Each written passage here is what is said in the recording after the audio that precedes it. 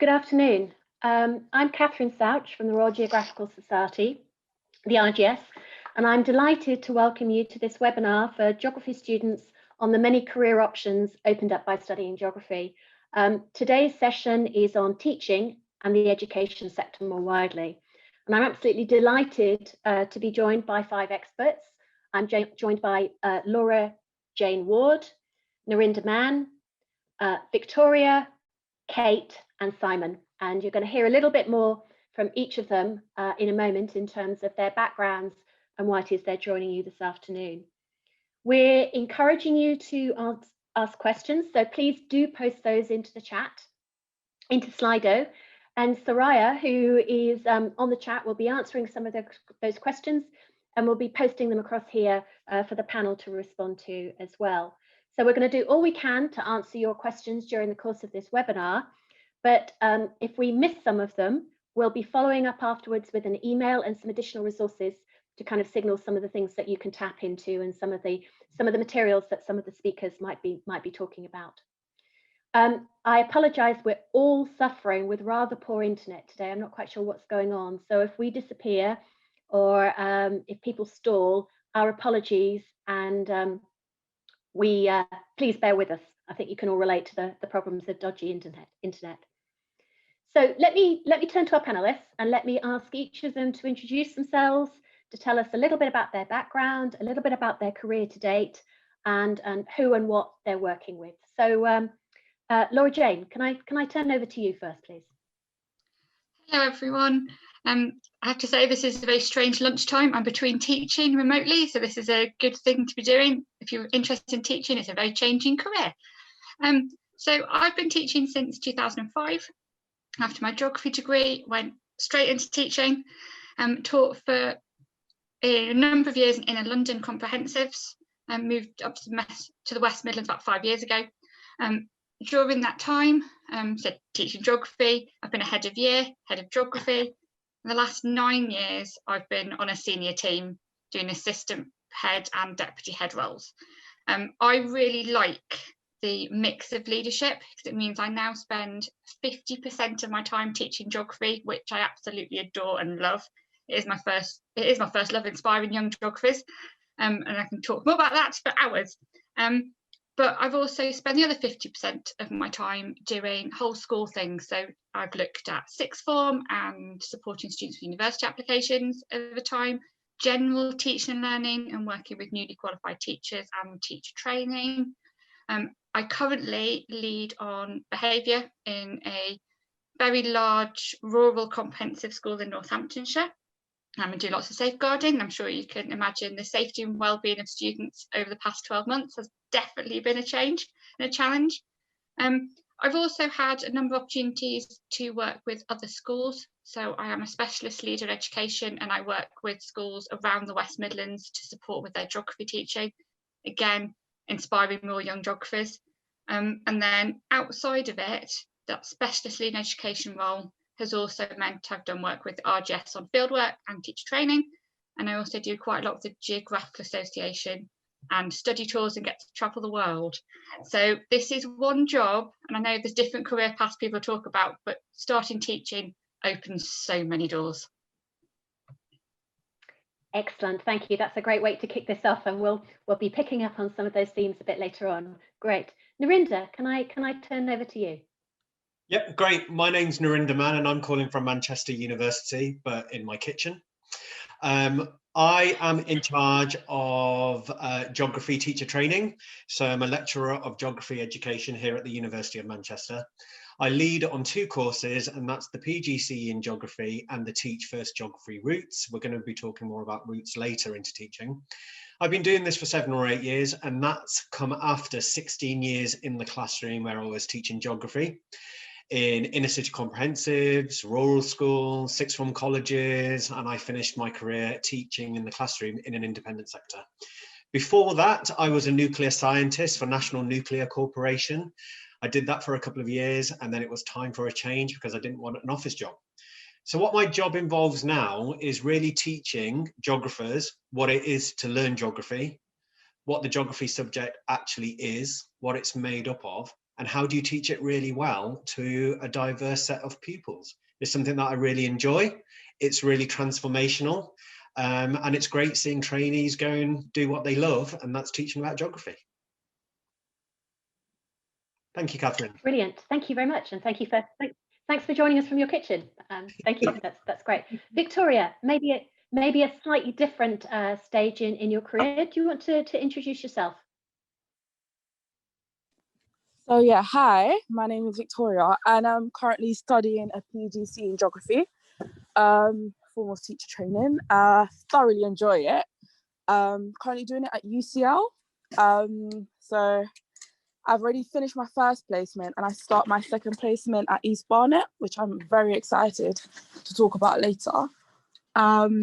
So I previously studied at Queen Mary University of London and I completed a geography degree.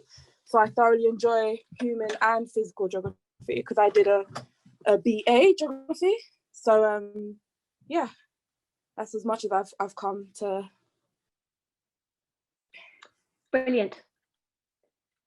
Thank you. Thanks so much for joining us. Simon, okay. brief introduction.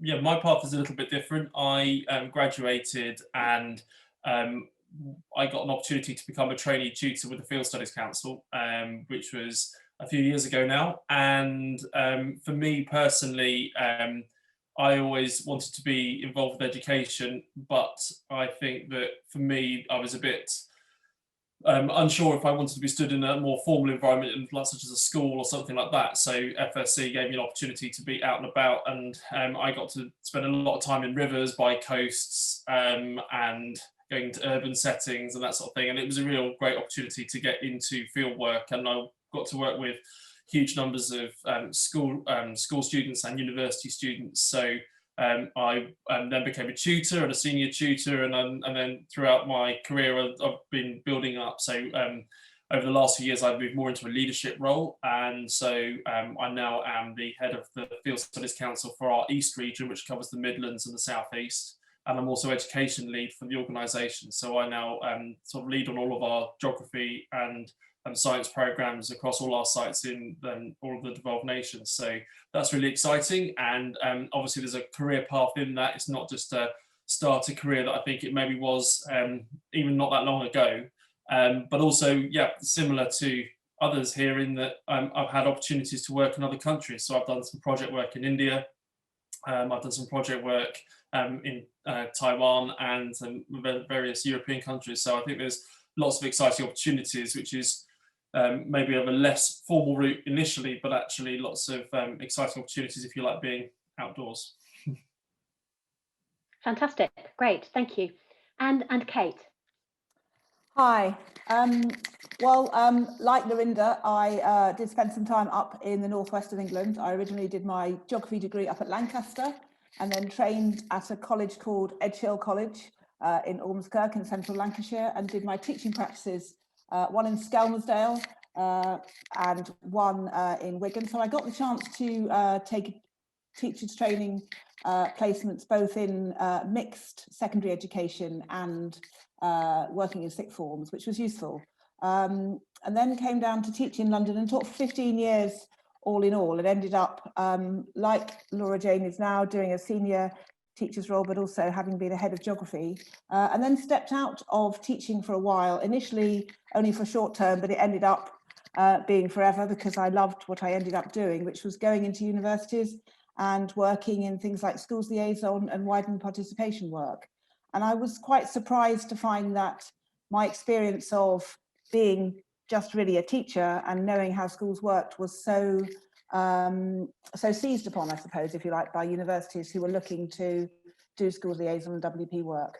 And then got the most delicious job ever, which is how I know Catherine, which was working at the Royal Geographical Society on something called the Action Plan for Geography. So again, it was really about groups of going out into schools and promoting geography through something called the Ambassador Scheme, which I'm sure we might touch on again later.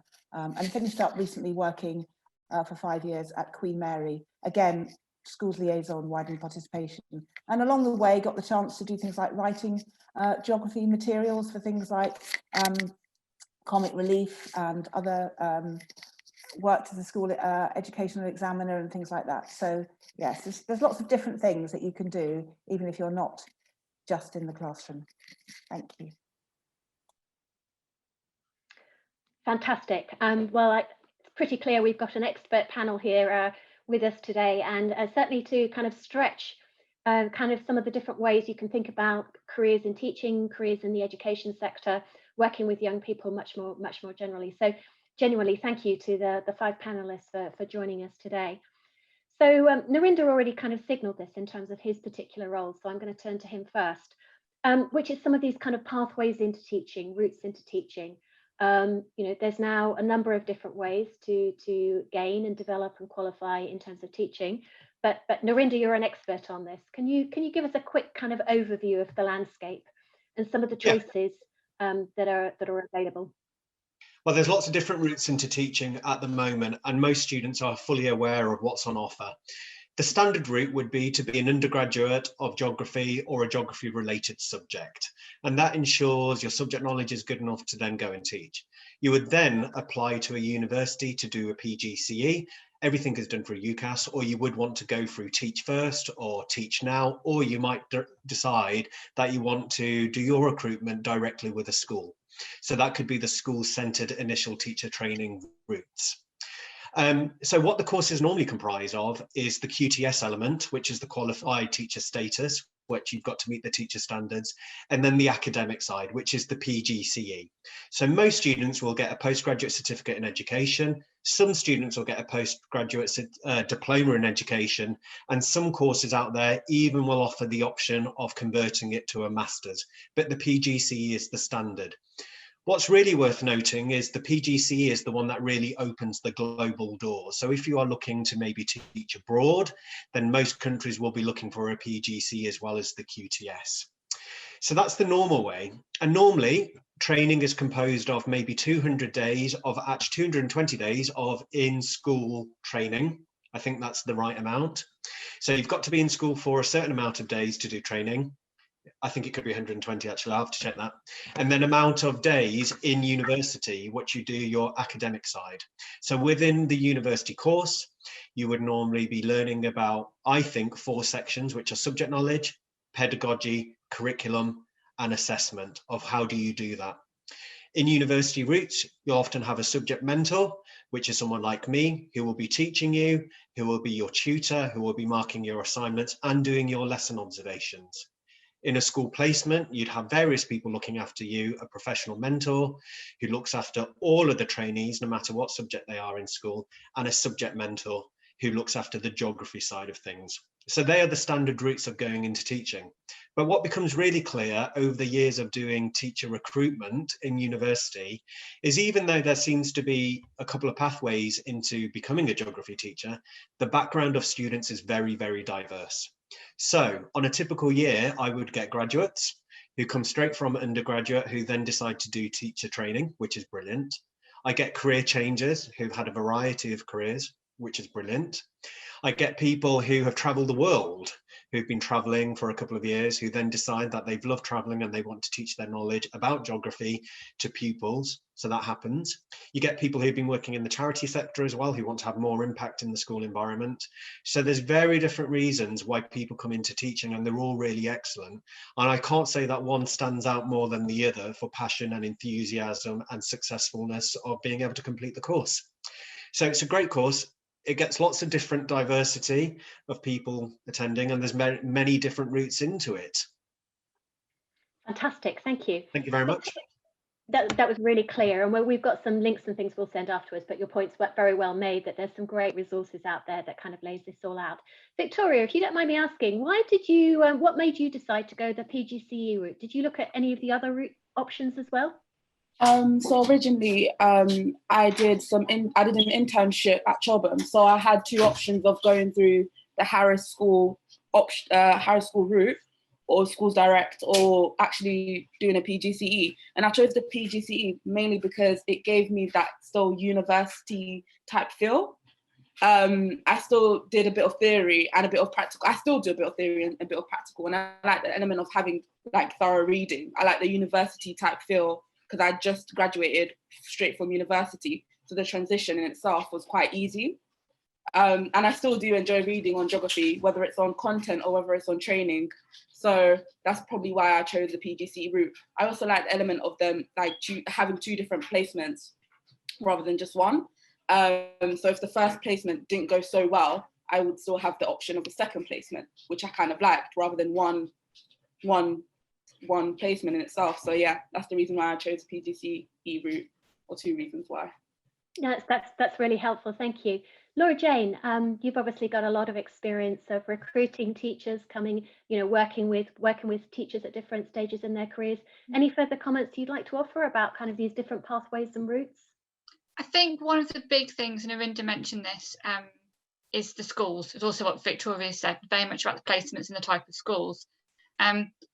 Things like the Teach First programme, the Teach Now programme are targeting particular types of schools and particular demographics of students. And I suppose that's the biggest thing. The same thing if you're applying directly through a schools-based training and thinking about the type of students, because there are lots of similarities, whether you want to teach inner city students or rural students or independent sector. There are a lot of similarities, but there are also differences. And if something really floats your boat and you're passionate about that young people, particularly some of the challenges of inner city areas or not, I would say have a look at that, particularly if you're thinking about the schools-based route rather than a PGCE. A PGCE, you're more likely to get a mix of placements. Great. No, thank you. Kate, you've got lots of experience of kind of working with students, advising students at different stages, some of them straight out of university, some of them more mature students, kind of, again, thinking about this route into teaching and making that kind of first step. Any additional advice or comments you'd like to make? Yeah, I just think that, for those of you that are listening now who are only in your first or second year, then use that time now to really do your research, because, as Laura Jane says, it's different, different things for different people. And certainly, even if you get to the point of the interview, if the interview doesn't make you feel great, don't go there. If the interviewers break you down into pieces and make you feel like you're nothing, I'm sorry, I have heard this, that's not the place for you. If you go to an interview and you're made to feel welcome and listened to, and they're excited about you joining them and you can see yourself fitting in, that's the place to go. So put some notion of status of the institution, just put that to one side. This is about you and your training. And the most important thing is that it's successful for you. And I think you can get a good flavour of that from your interview. And I think you should really, listen to your heart on that one. I had a quick look this morning on gov.uk at their teachers training options, and there are 71 pages of geography placements on sort of teach direct route, some of which are salaried, probably only about less than 10%, I would say. Lots and lots of options. Some of them are in trusts, academy trusts, some of them are in the traditional skits, and then there's the PGCE route. I have to say, I've just retired, so I'm going to come out here and say, all those years ago, I did my PGCE. It was the best year of my life. I learned so much. We had lessons on how to write on a whiteboard. This might sound ridiculous, but I can assure you, standing in front of a group of students and not being able to write on a whiteboard is like the biggest way of your reputation going down the pan. And I got those 2 placements. I had superb mentors on my PGCE course. They had the time and the energy to really help focus, begin my learning journey of how to become a good teacher. So, hand on heart for me, that worked really well. But I do understand that in these strapped times of lack of funding, and there are no more bursaries now for training to be a geography teacher, unfortunately, that some people will need to look at those salaried routes because it will be a lifeline for them. So you have to take everything into mix, but just take some time to do some research. I'm sure we'll come back to that later.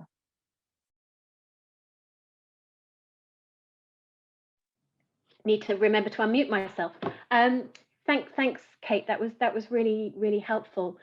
There's a couple of questions that come up in the chat, Narinda, which you might just be able to kind of answer quite quickly, which is in terms of kind of the timing and the sequencing in terms of applications, for example, to a PGCE and how that fits with an undergraduate degree. Can you just pick those questions up? Thank you.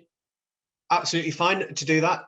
It follows the UCAS window. So UCAS normally opens in November. The date varies year on year when they open, but applicants would start coming in November time. So that helps there. There was another question, and what you should be doing before November is having a good idea of where you want to train. Some students don't want to train with their undergraduate providers. They want something different, and that's absolutely fine. There's no pressure to do either. It's worth noting, though, as Kate has made a point of, the bursaries have gone. Some universities do provide incentives for their own students to carry on studying with them based on the degree outcome. So it's worth doing your homework there. Are there bursaries available? Are there grants available? Are there scholarships available, etc.? Okay, so it's worth doing the homework there. When it comes to the qualifications, somebody in the chat mentioned having a BA or a BSc. There's no set rule actually about getting onto a geography PGCE. Each university is very, very different. But what you will find is some universities will request, such as our university, that you must have a geography or a geography related degree. Now, it can be argued that everything could be related to geography. If that is the case, you would need an A-level in geography, and that could be argued that actually a different sort of A-level would also be fine. But any of those questions you can often see from the UCAS application or contacting the universities directly or going to recruitment events. So there's no hard or fast rules. What I always look for in my candidates when I'm interviewing them and on application forms is a real passion for geography and actually knowing what geography in school looks like. Okay, so having some sort of awareness of subject knowledge, of the curriculum, what geography composes of, what did you like doing in geography, what makes geography a great subject worth keeping, all of those things really are important. I think it's really important to mention, as Kate did as well, that when I'm interviewing students at the University of Manchester, I'm looking for the potential to teach. I'm not looking for the perfect answer. You're applying to become a geography teacher. I'm not looking for pre-made teachers to then do my course. That's really important. So passion, motivation, and enthusiasm are all really, really important. Hope that helps, Catherine. That's really helpful. And we're going to come back to that question about sort of what people can be doing during the course of their degrees beyond researching teaching in terms of preparing them well and to be competitive at that stage. But I could see you nodding along a little bit there, Victoria. Do you want to talk a little bit about kind of your experiences at the moment? There's a few questions coming up about kind of highs and lows in teaching and your experience actually of this training year. Do you mind if I put you on the spot a bit to talk a little bit more about that? I thoroughly enjoyed SS1, mainly because it was in a school environment. I mean, despite the COVID situation, being in a school for me was already, a big, massive tick in the box. And having to teach geography in itself was a massive, massive bonus. And I do thoroughly agree with the idea of like being passionate, because without having passion, you can't really teach the subject, and the students will eventually have a feel and understand that maybe, they don't enjoy it if they see that you're not as passionate as you should be. But yeah, my first placement was really enjoyable. I got involved in marking, reading, like student work, again, teaching as well. Like I just came straight from university, so that transition of being the student to teaching students was over, like it could be overwhelming. However, it's about how you place yourself in, that situation and how you deal with it. But yeah, I definitely agree with the passion aspect. I think having enough passion is fundamental in teaching geography, subject like geography. Brilliant, thank you very much. And that's coming through very clearly in terms of your comments as well. Great.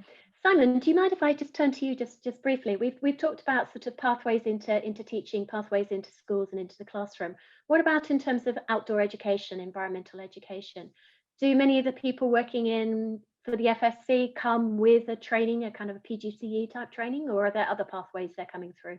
So actually, we've started. There are different ways. Actually, we have for a number of years run a trainee tutor program. So for those who are coming out as graduates who maybe aren't sure if a PGCE is the right thing for them at that time, we do that which is very similar to a PGCE but more focused on outdoor education. and we are actually moving towards a new level 5 apprenticeship, which means that people will gain qualifications whilst doing that, and that means they can move into other parts of the sector as well. So, so that is something that is evolving and changing, and probably something that's going to be new and open to people in the coming months. So that's quite good. Others do come to us with a PGCE. And I think also sometimes people come in after working in schools for a number of years and want to do something a bit different. Likewise, we get people coming to work for us and then go and do a PGCE, and then maybe come back again later on as in a more managerial leadership position. It really does vary. Some people come to us having gained experience in other areas and then coming into the field. It used to be very much a case of if you didn't have a PGCE, then you would start as a trainee, or the other way around. But I think that it's a little bit more flexible. But one thing that in FSC we found is that when we started in the 1940s, and for many years, it was primarily biology fieldwork that people did, and there was an occasional splattering of geography dotted around. And in the last 5 or 6 years, that has now turned around, and we now have more geography students coming on courses over science, and geography is definitely a growing area for fieldwork, and especially as it's included in A-level and GCSE as a compulsory element now, but also with IB and IGCSE. So there's lots of ways through. So I think a pathway in can be very varied, and then obviously we try and make sure we develop people when they're in those roles as well. But obviously there is a bit of interchange with schools as well, inevitably, because we work so closely with them, and universities. So yeah. Great, really helpful. So there's 2 different elements I want to pick up. Maybe we'll pick up one of which is sort of there are what the students who are on this call can be doing right now in terms of opportunities while they're at university. Kate, you already made reference to the ambassadors program, for example, that's run through the RGS, but there's other activities too. So what can students be doing through the course of their degrees? And then a second question, which is kind of what's the job market like right now? What's the demand? And that might be a question for you, Laura Jane, amongst others. So what we'll do is maybe go around the room again to give each of you a chance to sort of comment on either one of those or both of those, depending on your perspective. So Kate, you'd already sort of seeded some comments about what students can be doing during the course of their degrees. Other advice and tips in terms of preparing themselves both for the idea of teaching and also making sure their applications are as competitive as they can be.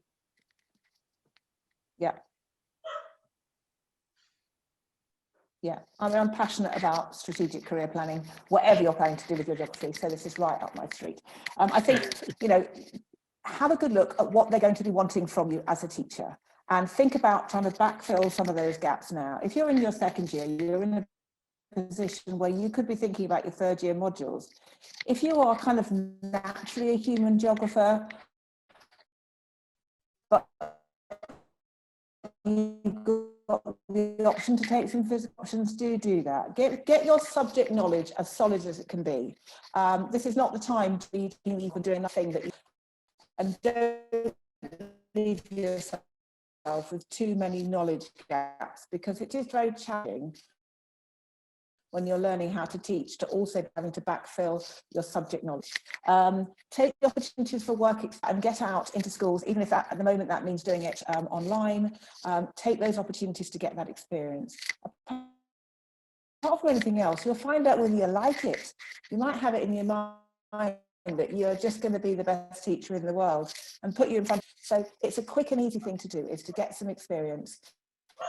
And some universities even have modules that you can take, which is actually you out of that. So have a look at those things. Yeah, just really address any sort of skills areas that are weak, whether it's your time management or your presentation skills, and get yourself up to speed while you've got the time. And of course, you will have to do maths and literacy tests before you become a teacher. So for those of you that have forgotten how to do your numbers, you could get some practice in now. Thank you. Great, Kate, thank you very much. Narinder, you've already made some really helpful comments, but other things you want to add on this in terms of people applying for your programme? Right, firstly, I've got to apologise. If you hear a dog barking, it's the window cleaner day, and it's also a mixture of Zoom jealousy. So ignore the dog barking, always happens on Zoom. But there are a couple of things. When you're teaching geography, it's really important that when you come to interview, have good answers ready. So I'll give you an example. If a candidate comes and says, I've always loved geography, I've always loved teaching children, etc., etc., I've always been passionate about it, the first thing I'm going to be looking for is evidence. So make sure you've got some evidence. Have you been into a school to see what geography teaching looks like? Have you contacted your old geography teacher or a cousin or a relative to see what's on the curriculum and what actually happens? That's really important. So have really good evidence to your answers. That's so important. Education and teaching geography, dare I say, is not just about teaching geography. Being a teacher is about social justice. It's about trying to make sure that everyone has a fair crack at the whip in education at success in later life. So what I would highly recommend is to get some experience working with kids. All universities where you are will have a students' union, and the students' union will work with lots of organisations such as the Tutor Trust, other charities which get involved with working with the community. That is so important to realise that teaching is not just about what goes on in the curriculum, it goes on really broad.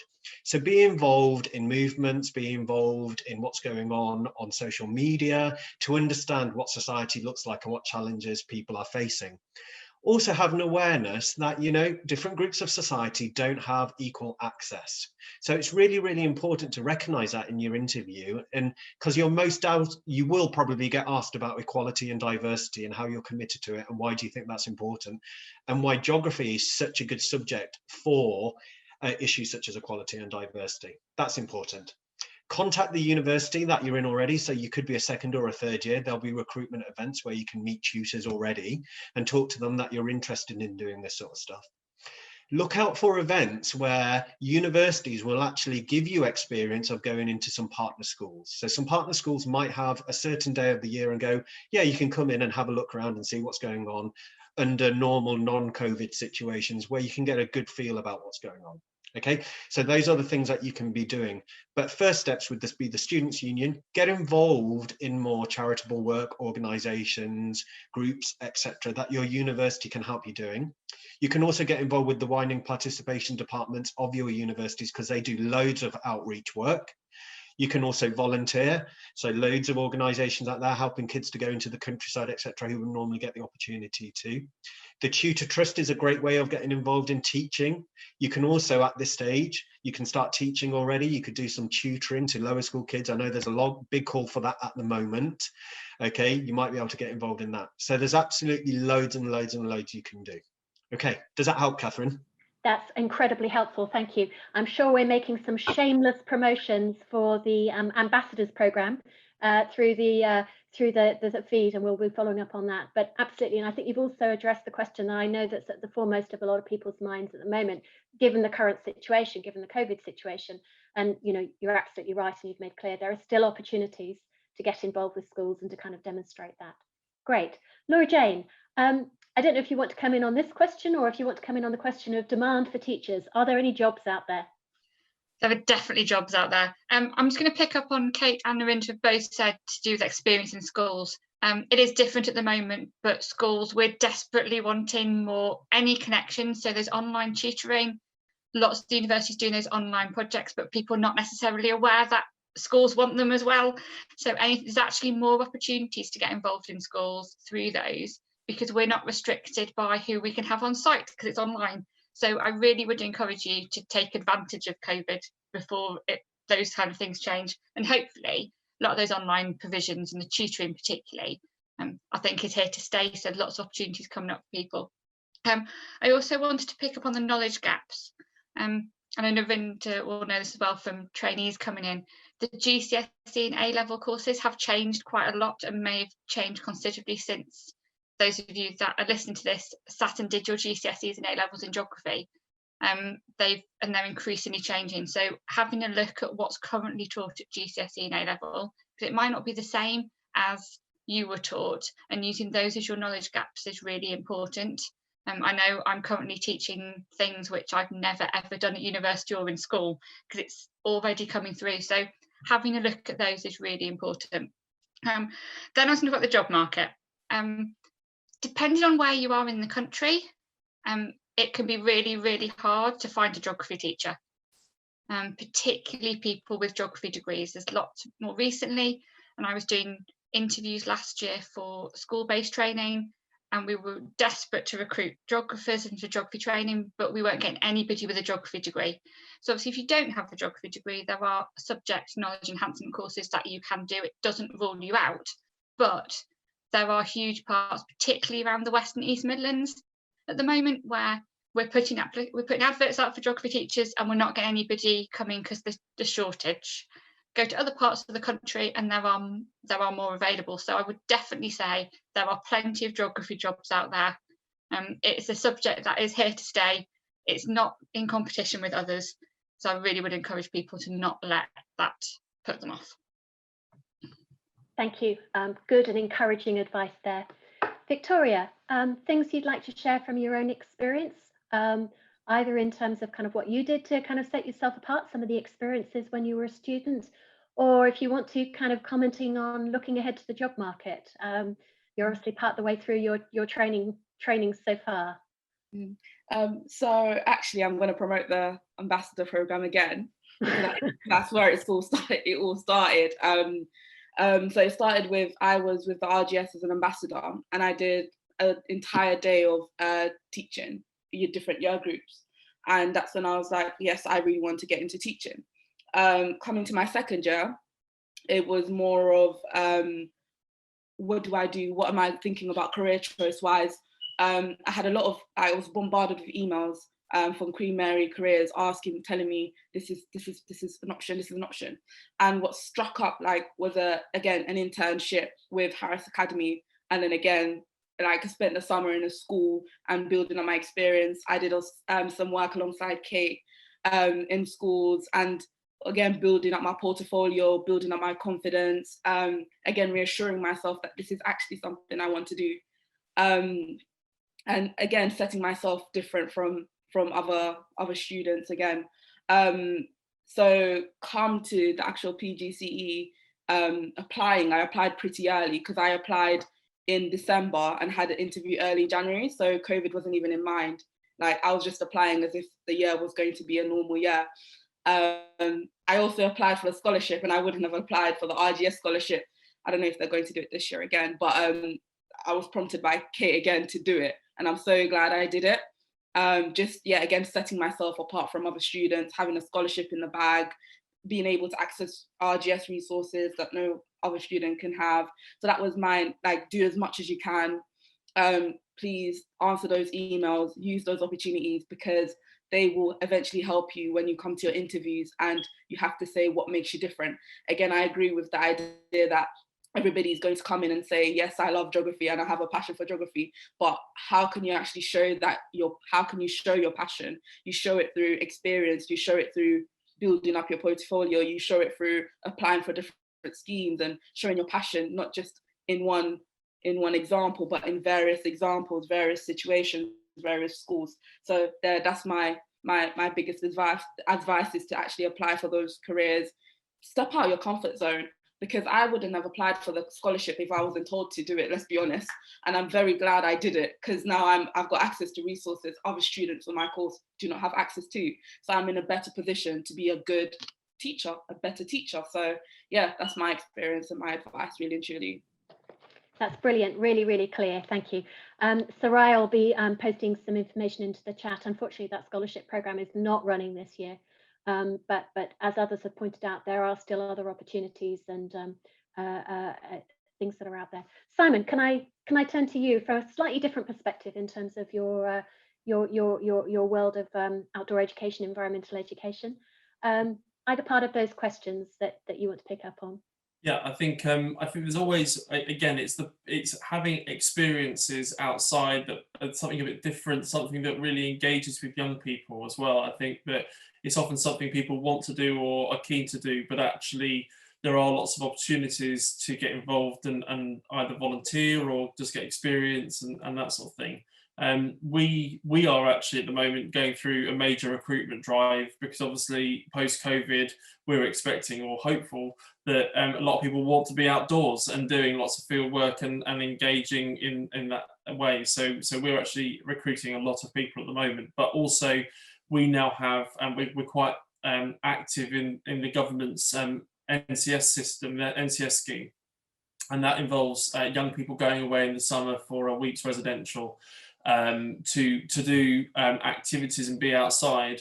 And what we often do is we actually work, and last year we recruited a number of those who were going into either thinking about teaching, or thinking about, or who had applied and got places but hadn't started yet, or who had just finished their PGCEs, because it was a paid employment opportunity in the summer, working directly with young people, and either it was going to be a really great experience, or it was going to definitely not be for them. And I think it's and they're short-term contracts of like 1 to 2 months, but actually that's a really nice way, if you're not sure but you want to have a go at working with secondary age young people, then those recruitment opportunities will happen. And when they release the NCS contracts for this year, there will be another FSC recruitment drive for this summer. So if it's something you're wanting to gain experience in or have a try at, then it's definitely worth thinking about things like that. But yeah, I would say that again, when we're recruiting, the people that we would stand out are those who've thrown themselves in,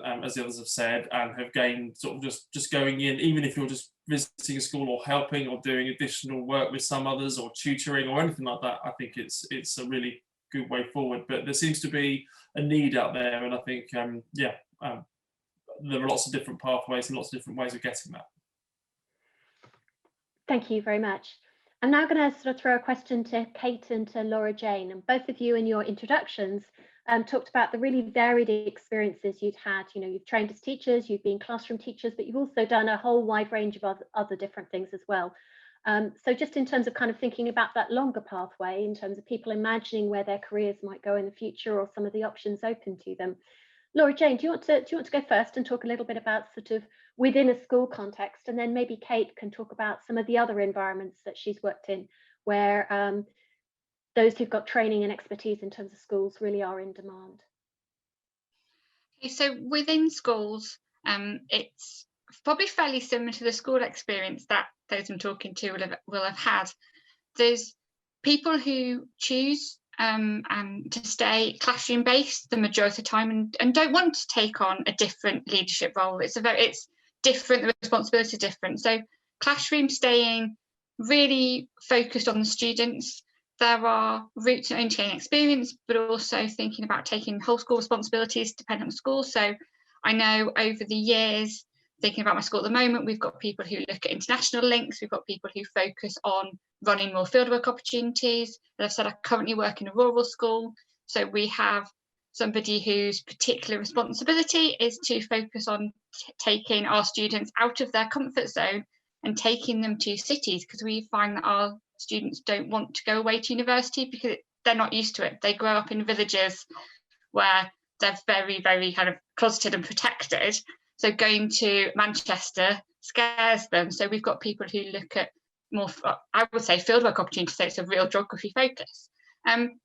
So there's a focus on classrooms working with students with disadvantage gaps, or there's then an option, again, different pathways in schools to do more leadership things. So that could be taking a lead on teaching and learning within your subject through a head of department role, or a lead practitioner role if you're more interested in teaching rather than the data and assessment side, or schools going to more pastoral well-being side and taking on whether it be house systems or heads of year. And obviously continue to move up. If you move into the senior leadership role, it's very, very diverse. But the one thing with secondary schools is that, and I find this a nice bit, and I said this earlier on, the balance that you can still close that classroom door and teach your subject and still be that passionate geography teacher. What I would say from a career point of view is, at the beginning, take as many opportunities as you can to see other people teach, to talk to other teachers, to get out of the classroom with your students. So if you've got a chance to get involved with Duke of Edinburgh schemes or science field trips, as well as the geography ones, and seeing the students outside of a classroom and take all those opportunities and then find where your passion lies. Does it lie in the classroom and pedagogy and how to teach your subject, or does it lie in adding in the well-being dimension as well? Would be my advice.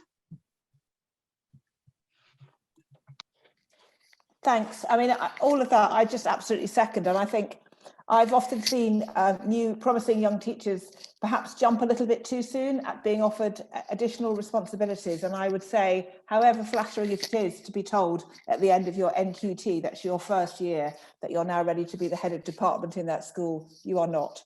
And it's not a sign of a good school and good leadership to be offering, to be giving over responsibility to new young teachers. And just to say that, you know, when you're doing that NQT year, which you do need to do in order to be kind of, you have to complete that induction. There's no longer a time scale. I think I'm right, Narinder, and you can do it at any point. You used to have to do it within the first 3 years of leaving your PGCE. And you can do that internationally as well, actually, now, as long as the school is approved by the Council of British International Schools, I believe. But during that NQT year, you will get you know, extra CPD, professional development training, etc. And so, you know, take advantage of all of that to really get yourself kind of in a good place. And then, you know, as Laura Jane says, all those opportunities that then become available as you go through. And I just think, you know, look out for those opportunities that are available with things like the RGS and the GA, organisations like the Prentice Teaching Institute, who all offer those additional courses, either for the pedagogical approach or just for your subject knowledge, and your local GA branch as well, which you can go along to and take opportunities to update your subject knowledge. Is all good stuff. Thank you. Kate, did you want to just comment very briefly on some of the sort of other opportunities sort of in and around universities in terms of widening participation in interactions with schools, again, in terms of different directions a career might go? Yeah, I mean, you know, all universities will have widened participation departments, so you may end up working centrally rather than specifically with a geography hat on. My last post was at Queen Mary, and they did have a specific schools liaison and outreach post just for geography. I think that's a little bit unusual, but you know, search those opportunities out. There are plenty of them, and there are opportunities for graduate level responsibility in those situations. So certainly there are opportunities there. And then also, as you build your network as a teacher, you will get opportunities to, you know, perhaps go and do a visiting lecture for someone like Narinder at, you know, at a teachers training provider, or you know, you might be asked if you would like to contribute to a series of books or some school materials, etc. And of course, increasingly with social media, you know, people are sharing their own resources very, very generously on Twitter, etc. So, you know, look out for those opportunities and make those opportunities for yourself. Thank you very much. Just a quick look at the clock. I can see we're getting towards the end of our time. So before we close, what I'd like to do is just kind of go round the room, if you like, again, or round the Zoom screen, and to encourage you to just kind of share one last piece of advice to those who are listening at the moment. Something you might have liked to have heard for your younger self. Maybe this doesn't apply to you, Victoria, but just a piece of advice or a kind of an additional something that you haven't had a chance to say in the call. So let's reverse the order a little bit. Simon, I'll come to you first, and then Victoria, and we'll continue from there. So Simon first. I think one of the key things for me, and looking at some of the questions as well that are coming through, is don't worry about making a decision that you think is then setting you up for the rest of your life.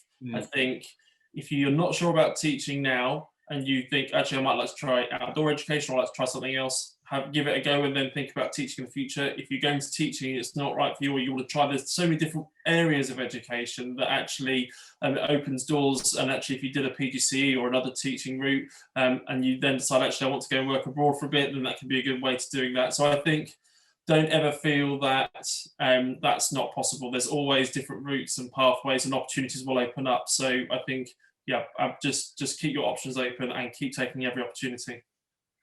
Excellent. Victoria.